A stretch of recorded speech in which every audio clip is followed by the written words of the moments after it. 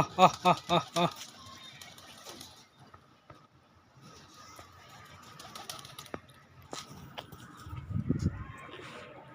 আসসালামু আলাইকুম, welcome to my Facebook blog and YouTube channel. আশা করি সবাই ভালো আছেন। তো সর্বপ্রথম আমি ওয়েলকাম জানাই যারা আমার অডিয়েন্স, যারা আমার ভালোবাসার মানুষ। তো সবার প্রতি দোয়া এবং ভালোবাসা। সবাই ভালো থাকবেন, সুস্থ থাকবেন।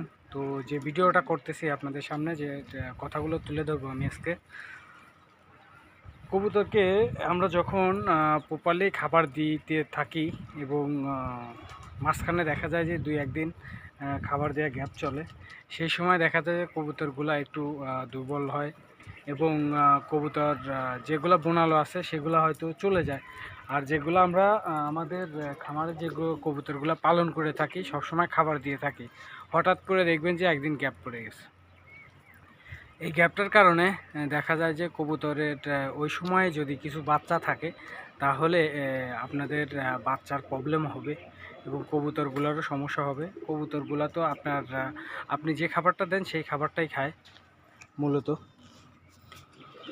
তো সেই খাবারটা যখন চলতেই থাকে, হঠাৎ করে আপনি গ্যাপ দিয়ে দেন একদিন কিংবা 2 দিন, দেখবেন যে কবুতরগুলা অনেকটা গা ছেড়ে দিছে।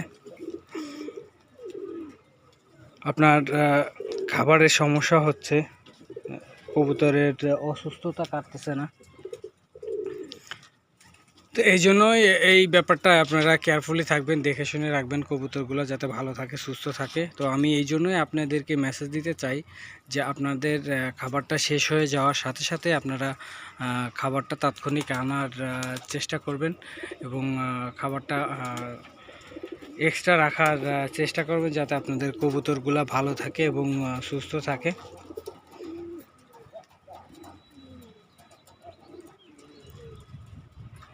কবুতর গুলার পাশে যখন আমরা আসি বা কবুতরের সাথেই যেভাবে মিশে থাকি, মনে হচ্ছে যে আমরা কবুতরের একে অপরের খুবই চেনা।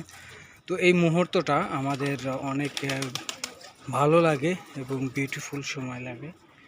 তো আপনারা যারা কবুতর পালন করে থাকেন তারা জানেন যে কবুতরের কাছে আসলে বা কবুতরকে দেখলে আপনাদের কতটা ভালো লাগে এবং সুন্দর লাগে।